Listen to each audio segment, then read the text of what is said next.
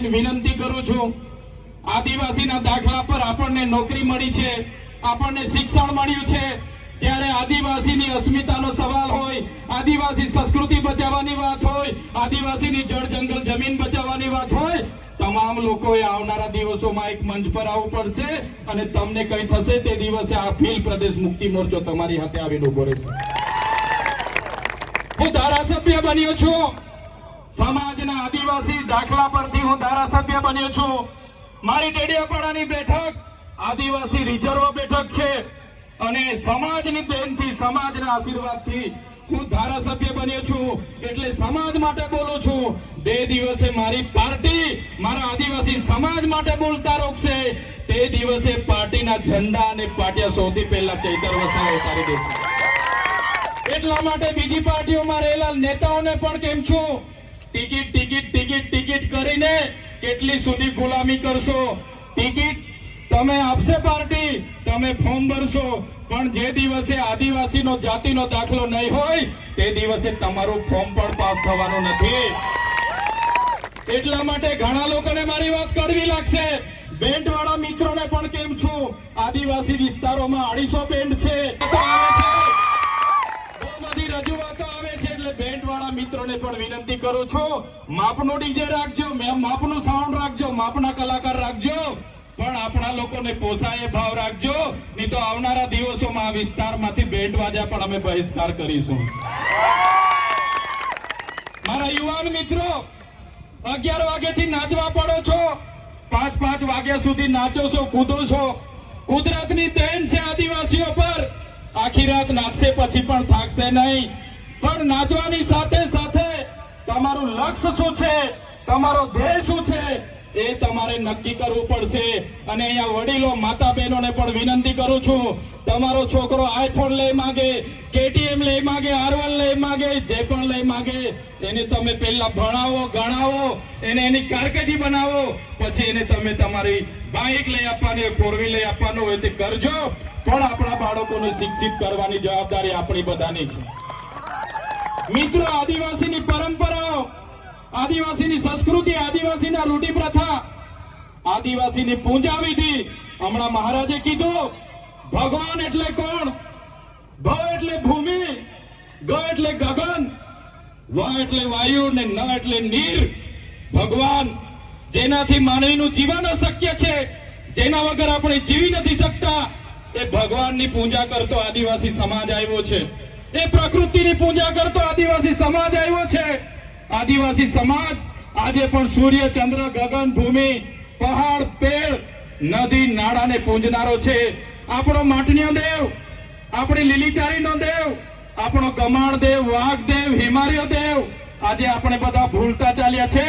પણ જે દિવસે આ બધું આપણે ભૂલી જઈશું, તમે આદિવાસી છો એ સાબિત કરવા માટે તમને અઘરું પડી જવાનું છે. યાદ રાખજો.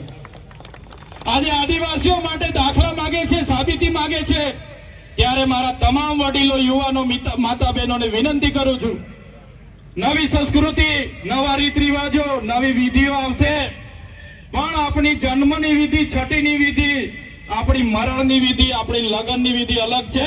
એ કોઈએ ભૂલવાની નથી.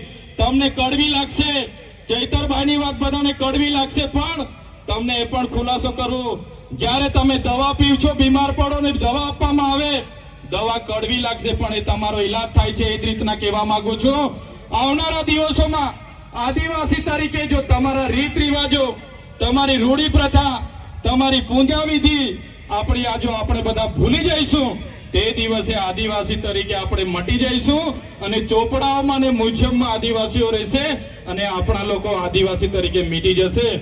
એટલા માટે આજે કેવડિયાની હાલત તમે જોઈ લો. આવનારા દિવસોમાં માલ સામોટની હાલત થવાની છે, પછી ડેમ મોગરાની હાલત થવાની છે. ત્યારે મારા તમામ વડીલો, તમામ માતા બહેનોને વિનંતી કરું છું, આજે આપણે ભીલ પ્રદેશ મુક્તિ મોરચા બનાવ્યું છે. આ માત્ર ડેડિયાપાડા કે વાલિયા ઝઘડિયા કે ભરૂચ માટે નથી. ભીલ પ્રદેશ મુક્તિ મોરચામાં તમામ યુવાનો, કર્મચારી, વડીલો, માતા બહેનો, ધર્મ સંપ્રદાયના ગુરુ હોય, તમામ કર્મચારીઓ આમાં આ બેનર હેઠળ આવનારા દિવસોમાં ગુજરાત, મહારાષ્ટ્ર, મધ્યપ્રદેશ અને રાજસ્થાનમાં આદિવાસીઓની સંવિધાનિક અધિકારની લડત ચાલુ થવાની છે અને એના માટે બધાએ જનજાગૃતિ માટે આ મંચ પર આવવું પડશે. પાર્ટીઓ ભૂલીને, સંગઠન ભૂલીને, તમામ લોકોએ ધર્મ સંપ્રદાય બનીને ભૂલીને આ ભીલ પ્રદેશના મંચ પર આવવું પડશે. ત્યારે જ આવનારા ભવિષ્યમાં આપણે ભીલ પ્રદેશ રાજ્ય બનાવીને રહીશું. મિત્રો, આજના મંચ પરથી કહીએ છીએ, અમે જ્યાં સુધી જીવીએ છીએ ત્યાં સુધી ભીલ પ્રદેશ માટે લડીશું અને પ્રકૃતિની દયા હશે, જીવતા જીવ ભીલ પ્રદેશ રાજ્ય બનાવીને આ ધરતી પરથી જઈશું.